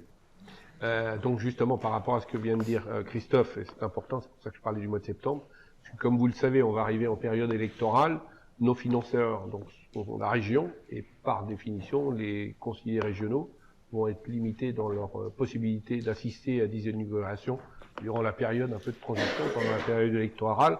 Il faudra sans doute attendre la mise en place de la nouvelle mandature au niveau du conseil régional avant d'avoir nos référents locaux et de pouvoir lancer les invitations et pour pouvoir qui participent au moins à cette inauguration. Régionale et départementale et aussi les services de l'État. Tout à fait. Quelques infos aussi que je peux vous donner par rapport à la voie verte. C'est un dossier qui avance bien. Nous avions cet après-midi un rendez-vous de chantier pour valider donc la dernière mouture, c'est-à-dire la bande de roulement. Aujourd'hui, donc, comme vous avez pu le voir, la partie tout ce qui était sécuritaire. On a fini tous les intersections, au niveau des intersections et tout, les passages à niveau, voilà, ont été recouverts, sont bitumés, c'est sécurisé, ils sont rendus au Grand Pressigny, ça va être fini normalement fin de semaine, tout ce qui est bitume, partie bitume va être terminé. La partie recouvrement, donc la dernière bande de roulement, ça va être mise en place à partir du 10 mai. Ça partira de Descartes en allant sur Cap-Reuilly. Ensuite, derrière, viendront tous les éléments de sécurité, parce qu'il est bien évident qu'il y en a grand besoin. Aujourd'hui, on peut se vanter que même si elle n'est pas entièrement réalisée, c'est le succès que rencontre cet équipement. Ce n'est pas sans générer quelques problèmes, notamment au niveau de la pollution. C'est un peu dingue. Alors c'est vrai que ça va être compliqué. Là, on va travailler, nous, on parle sous le couvert de la commission environnement, on va essayer de positionner quelques poubelles, on trouve quelques masques, je vais rebondir par rapport à ce qui avait été demandé lors du dernier conseil municipal. Donc il est prévu de positionner quelques poubelles. Il va être mis en place une signalétique. Alors dites-vous bien que c'est une signalétique qui sera que temporaire. Je passerai la parole après à Élise qui est plus chargée du dossier au sein de la commission. Donc aujourd'hui, le but, c'est que l'opération finie soit mise à disposition du public le 25 juin. Voilà. Une précision, toutefois quand même, parce que je sais qu'il y aura des interrogations par rapport à cela. Il était dans notre programme le déplacement de l'office de tourisme vers la gare. Nous avons fait le maximum pour pouvoir le réaliser cette saison. Le contexte n'a pas facilité les choses. Il était plus intelligent et plus opportun, je pense, de décaler d'un an, de le faire dans une façon plus sereine et de faire d'une façon avec une finition où on n'aura pas besoin de revenir repositionner certains équipements. Donc je vous annonce que donc le déplacement de l'Office de tourisme n'aura pas lieu pour juillet 2021, mais sera opérationnel en juillet 2022. C'est plus raisonnable même par rapport au service de la communauté de communes, et c'est aussi plus raisonnable, puisqu'une partie des travaux devait se faire en régie. Concrètement, c'était trop compliqué de le faire raisonnablement, et on avait le risque de ne pas être prêt à heure et à temps, ce qui était un peu dommageable par rapport aux résultats escomptés. Élise, si tu veux donner quelques informations complémentaires. Oui, donc j'ai fait un retour assez rapide à Antoine Chiou, qui donc s'occupe de la voie verte à Loches, pour la communauté de communes. J'ai attiré son attention notamment sur cette histoire de poubelles. Il m'a dit, alors j'ai pas eu de réponse pour le moment concrète, mais il m'a dit qu'il entendait bien le souci, qu'effectivement ça avait peut-être pas été anticipé, et que du coup il travaillait là-dessus. Le léger souci qu'on a là actuellement, c'est qu'en fait le mobilier qui est prévu sur la voie verte, et notamment les poubelles, sont prévus après la deuxième tranche de travaux, c'est-à-dire 2022. Parce que j'ai déjà eu des retours, enfin moi et mes coéquipiers, mais de demandes de bancs, de poubelles, donc effectivement elle paraît bien vide pour le moment, cette voie verte. Le souci, c'est qu'il faudra être un petit peu patient, parce que on est les premiers à en bénéficier. Cependant, les travaux ne sont pas terminés. Voilà. Donc la fin des travaux de cette voie verte est prévue pour 2022, et du coup le mobilier était prévu pour cette date-là aussi. Voilà. Okay. Donc effectivement, on réfléchit nous de notre côté à ce qu'on peut mettre en place. Cependant, j'attire l'attention, apparemment, au niveau Comcom, ils veulent aussi mettre peut-être des choses provisoires en attendant de pouvoir mettre le mobilier définitif. Voilà. Ok. Merci Élise. Oui, Michel.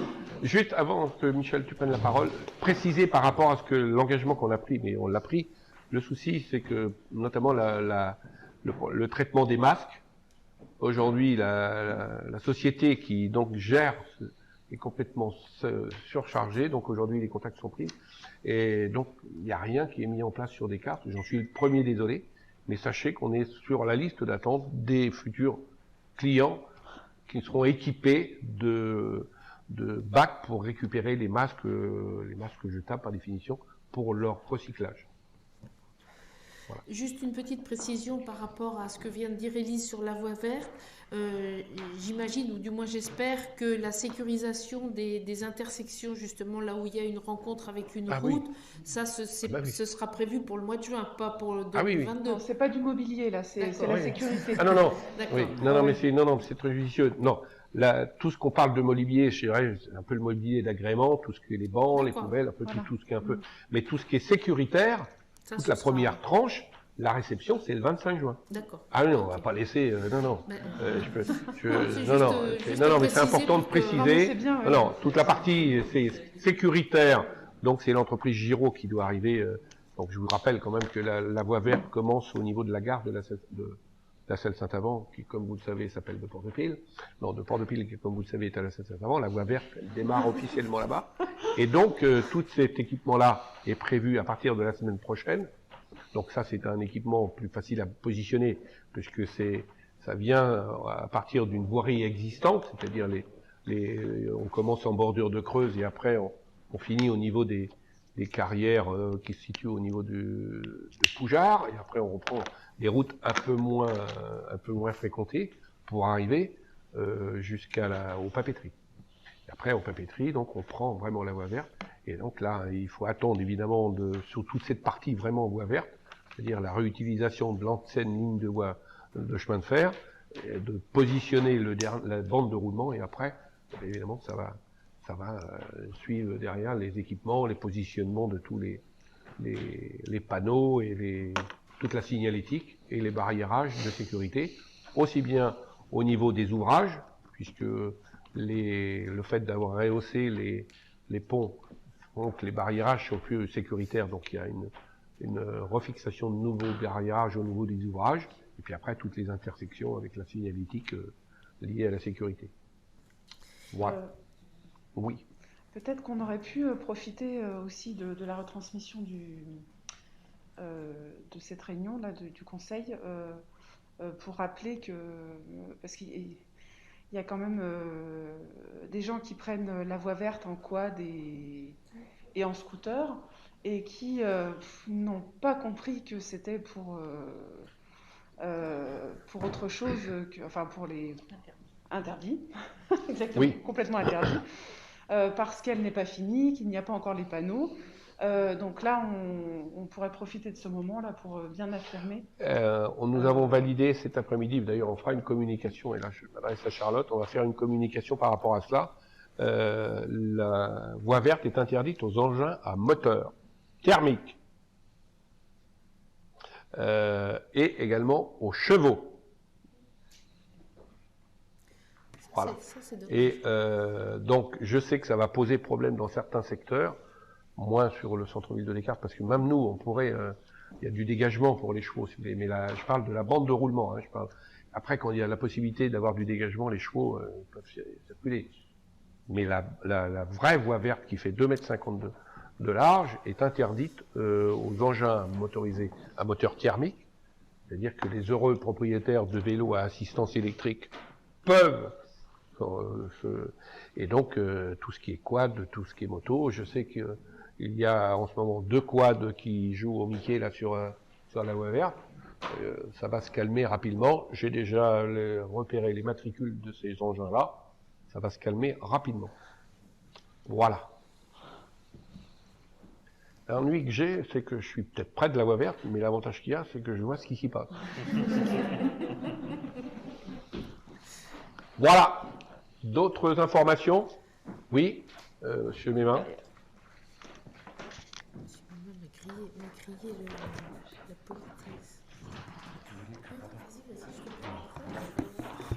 Oui, une demande et une question et une demande. C'est au sujet des éoliennes. Donc la question, c'est, on avait voté dans le mois de novembre ou décembre une mention pour que vous puissiez recevoir les gens avant que des promoteurs viennent en culture ou en campagne, faire des propositions aux agriculteurs. Et donc, est-ce que vous avez reçu, est-ce que vous pouvez donner des informations? Et je crois que vous avez reçu des gens, mais je souhaiterais que vous fassiez une communication là-dessus. Et ma demande, ce serait, serait-il possible qu'au prochain conseil municipal, le conseil puisse prendre une position favorable ou défavorable à l'installation des éoliennes? Bien. Ah, d'abord, merci de me vous voyez, Monsieur le maire. Ça me vieillit un peu, mais bon, c'est pas grave. Je vais vous répondre.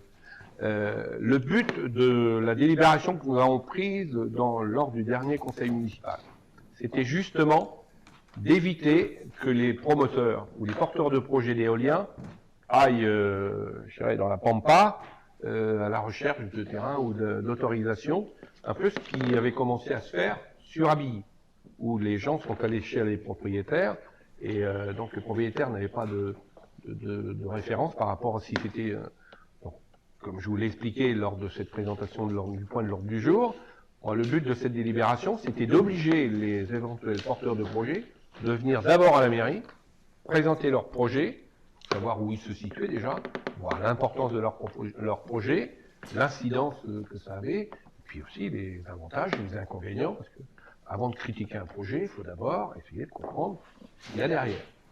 Ça, c'était le premier point. Donc, j'ai reçu 8 porteurs de projets. Les projets proposés sont entre, je parle sous le couvert de M. Moreau, qui a eu le dossier, parce que je lui ai transmis un patate de choses, parce que comme je m'y étais engagé à l'époque, le but, c'était que derrière, une commission d'urbanisme, dont vous faites partie, je crois, et ça, je parle sous couvert de Joël, donc à regarder aussi, le but c'était pas que ce soit que moi qui gère le dossier, hein. Loin de moi cette idée, c'était que justement la commission d'urbanisme qui a géré le devenir de notre territoire au niveau urbanisme, regarde un peu ces projets, regarde l'incidence que ça aurait sur notre territoire, en ayant aussi, faut pas oublier que on est tous les mêmes, on a parlé de recettes tout à l'heure, c'est que derrière un parc éolien, il y a un montant de recettes. Moi, je suis pour la transparence complète. Il y a un montant de recettes pour les propriétaires sur lesquels on les pose, il y a un montant de recettes pour la commune sur laquelle il se positionne, il y a un montant de recettes pour la communauté de communes sur laquelle il se situe, il y a un montant de recettes pour le département où il se situe, et il y a un montant de recettes pour la région où ça se situe. Tout le monde touche. C'est pas forcément celui qui est au départ qui touche le plus, mais bon, c'est comme ça. Donc, par rapport à ça, soyons clairs, la commission d'urbanisme a regardé les dossiers, on aura l'occasion, et j'avais prévu de le faire ce soir, ce que je voulais ce soir par rapport aux directives qui avaient été données par la préfecture, c'est qu'on ait un conseil municipal qui soit pas trop dense. On a réglé, comme vous l'avez pu voir, que vraiment des points de l'ordre du jour qui avaient une obligation de législation par rapport aux dates d'exécution. Ce que je souhaiterais aussi, parce que j'en ai marre d'entendre qu'on est en train de faire des conseils municipaux à huis clos, moi ce que je souhaite aussi, c'est pouvoir m'exprimer devant le public et dire ce que je pense par rapport à tout ça. Mais pas seulement moi, mais également vous. Hein, soyons clairs. Un projet éolien, c'est un projet qui engage la collectivité pour un bon nombre d'années, minimum 25 ans. Les points positifs comme les points négatifs. Et ça, on en débattra. Moi, je m'en suis pas caché. C'est prévu le prochain conseil municipal, si on a la chance qu'il soit public. Je ne voudrais pas qu'on dise qu'il y a des cartes. Le problème de l'éolien, il a été fait sous le manteau. Non, c'est pas comme ça qu'on fonctionne. Je fais confiance aux internautes qui nous regardent et tout ça. Mais c'est pas pareil. Je veux que cette décision, on la prenne sereinement. Alors évidemment, c'est pas un débat. On va pas faire le débat de l'éolien. Hein. Pour l'éolien, tout. On va faire le débat du positionnement d'éoliennes sur notre territoire. Soyons clairs. On va pas faire le procès de tous les énergies renouvelables, sachant que de ce côté-là, on est bien positionné. On a la chance chez nous d'avoir déjà du photovoltaïque, et bientôt, on va avoir de la turbine hydroélectrique. Si je peux me permettre, on n'a pas de leçon à recevoir beaucoup. Hein. Donc voilà. Donc ce dossier-là sera abordé lors d'une séance du conseil municipal. J'espère sincèrement, mais sincèrement, parce que ça commence à me peser tout ça, que ça sera lors du prochain conseil, ça fera un point de l'ordre du jour, si on a la possibilité, mais ça, il est prévu le 1er juin. Vous pouvez noter, le prochain conseil, c'est le 1er juin. J'espère que le 1er juin, comme beaucoup de nos administrés demandent à assister au conseil municipal, qu'on puisse, et chacun pourra s'exprimer en public, et donnera sa position, et derrière tout ça, il y aura un vote à bulletin secret, pour ménager les susceptibilités des uns et des autres, à bulletin secret, chacun s'exprimera en son âme et conscience, et la position du conseil municipal, elle sera validée comme ça. Aujourd'hui, c'est pas Bruno Méraud, maire de Descartes, ou Joël Moreau, adjoint à l'urbanisme, qui va valider ou pas l'installation ou l'implantation d'éoliennes sur les territoires. Mais il faut savoir quand même, je tiens à le préciser, que notre avis, même s'il aura une importance parce qu'il va venir s'adosser à l'avis du conseil municipal d'Abilly, à l'avis du conseil municipal de Neuilly, à l'avis du conseil municipal de La Selle, et même Draché, je crois, ils ont voté contre. Mais ça n'empêche pas que l'arrêté préfectoral, c'est encore Madame la préfète, aujourd'hui une dame, qui a la possibilité de signer ou pas. Il faut que ça soit clair pour tout le monde. Je veux bien, à un moment, faire porter aux élus locaux la responsabilité de certains engagements, de certains actes, mais il y a un moment où il ne faut pas de trompe-l'œil non plus. Ce n'est pas ce que j'ai dit. Non, mais c'est clair pour vous, monsieur Mévin, mais je veux l'être aussi pour les internautes et pour tous ceux qui sont autour de la table. Soyons clairs, il y aura un débat au sein de cette salle. Ce que je souhaite sincèrement, c'est que ce débat, il ait lieu en présence du public, parce que je pense qu'aujourd'hui, on arrive avec je suis le premier, désolé, moi, qu'on n'ait pas de public dans cette salle, mais bon, parce que il faut qu'à un moment, parce que je suis relancé régulièrement, à la fois par les promoteurs, à la fois par certains propriétaires, en disant, mais il faut qu'on prenne acte, et je m'y engage ce soir, si on peut, au mois de juin, mais même si il y a une volonté ce soir de dire que c'est au prochain conseil municipal, qu'il soit public ou pas, on peut le valider ce soir, et au prochain conseil municipal, il y aura un point à l'ordre du jour, où on validera ou pas l'installation d'éoliennes sur notre territoire. Je voulais juste préciser qu'il en était question lors d'une commission d'urbanisme, mais qu'à l'ordre du jour, sur cette commission et sur cette convocation, les éoliennes ne figuraient pas. Donc, n'ayant pu assister à cette commission, j'en suis désolé. C'est ce qui explique. On a chacun nos impératifs. On a chacun nos impératifs. Et ma sensibilité par rapport à ça étant assez grande, j'ai réagi naturellement. Ok. Monsieur Moreau veut dire quelque chose. Ouais, Paul, tu as posé la question avant, mais j'avais prévu te donner la réponse suite à ce qui s'est passé l'autre fois à la commission de cadre de vie. J'ai averti, on a fait un condensé un peu de tous ces dossiers, ça a été assez rapide. La commission d'Urba, en questions diverses, il y avait les éoliennes. Michel, ta codiciaire, était présente. Donc on en a vaguement parlé, on a parlé du lieu, du nombre d'entreprises que Bruno avait reçues. Ça ne reste que des projets. On a parlé aussi des propriétaires qui ont la décision finale parce que c'est eux forcément qui sont propriétaires du foncier. Et puis c'est tout. On n'a pas fait un débat à la commission d'Urba, c'était pas le but. Mais je voulais te donner l'info par rapport à ta question d'autre fois. Non, mais comme quoi, dans ma demande aussi tout à à l'heure, je souhaite que, et monsieur le maire a bien répondu par rapport à ça, qu'on puisse en débattre lors d'un prochain conseil, donc c'est parfait. Ah ben oui. Je vous remercie. Ah mais, c'est enregistré. Je pense avoir été clair quand on a pris une délibération actant le fait qu'ils viennent d'abord vers les élus avant d'aller. Je vous avais quand même dit ce jour-là que de toute façon le débat, il aurait lieu dans le conseil. Et je ne me dérogerai pas. Voilà. Eh bien, si vous avez d'autres... Ah, pardon. Excusez-moi, madame Chevalier.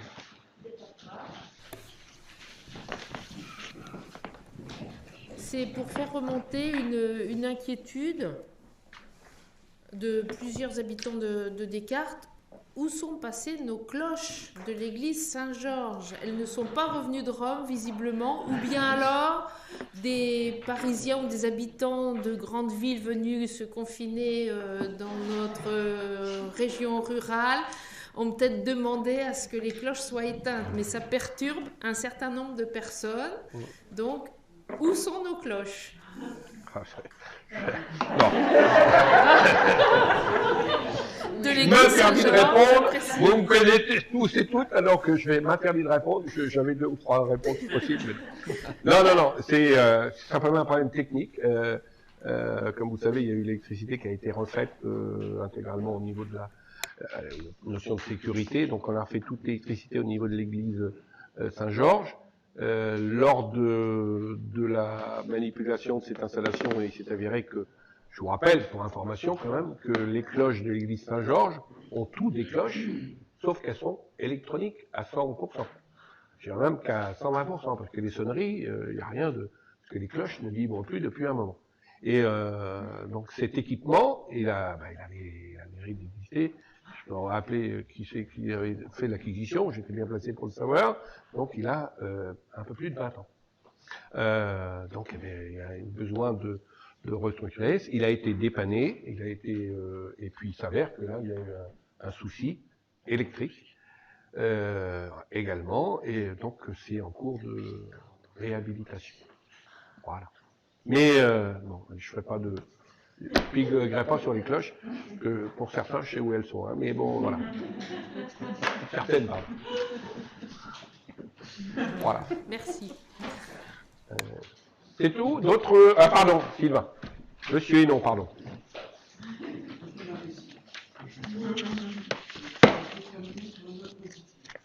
Ah bah, les cloches, c'était positif, non?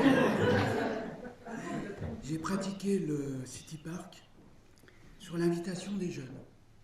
J'étais à l'extérieur, c'est ces jeunes qui m'ont dit « Monsieur, est-ce que vous voulez jouer ?»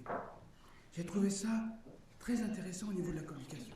J'ai pas entendu, pardon. Est-ce que vous voulez que... Oui. Ah Ouais. Et un autre jour, où c'est moi qui étais sur le terrain, c'est des jeunes qui sont venus. Est-ce qu'on peut jouer avec vous? Donc je veux dire par là, il peut y avoir des incivilités qui sont certainement minoritaires. Ah oui, tout à fait. Mais je vois et je constate qu'on a une jeunesse qui se tient bien, qui est vraiment... Et je crois que même, on peut peut-être, puisque c'est leur City Park, leur demander à eux de faire respecter leur City Park. Mais c'est... Je ne sais pas comment pratiquer, mais peut-être organiser avec des représentants de cette jeunesse pour que ce parc ne soit pas abîmé par quelques... Oui, mais on est bien d'accord. Voilà. On est bien d'accord, Sylvain. C'est ce que je voulais dire, et j'étais vraiment heureux de ces moments. Ok. Oui, j'ai peut-être été maladroit tout à l'heure quand j'ai parlé des jeunes. Je dis bien que c'est pas la majorité, hein, c'est quelques incivilités. Je sais par contre, et je parle un peu en lieu et place de Valérie, je sais que il va y avoir des notions de propreté autour de City Stade et on va les associer à concevoir des moyens d'avoir un lieu qui reste propre, c'est-à-dire qu'il n'y ait pas des bouteilles comme on a. Mais aujourd'hui, on ne peut pas vraiment leur reprocher, il n'y a pas d'équipement. Et ce qu'il faut demain, et je pense que je fais confiance avec Christophe et à Valérie, d'associer ces jeunes qui utilisent régulièrement, de trouver des solutions pour que y ait à disposition des poubelles et tout. Voilà. Oui. Pour répondre un peu à ce matin, on fera quand même la pelouse autour du City parce que c'est mieux de prendre un risque avec le temps que de laisser le terrain tel qu'il est, parce qu'on risque d'avoir, s'il pleut, des saloperies partout. Pour des raisons techniques. Voilà. Ok. Donc il y aura de l'herbe autour du City Stade. Si ça pousse. Si ça pousse. N'amenez pas les moutons tout de suite, parce qu'à mon avis, voilà. D'autres questions? Eh bien, si c'en est terminé, je vais donc clore cette réunion du 27 avril. Merci d'être venu. D'avoir été aussi studieux, et puis je vous souhaite une bonne fin de soirée, et puis surtout continuez à vous protéger et faites attention à vous. Voilà, bonne soirée.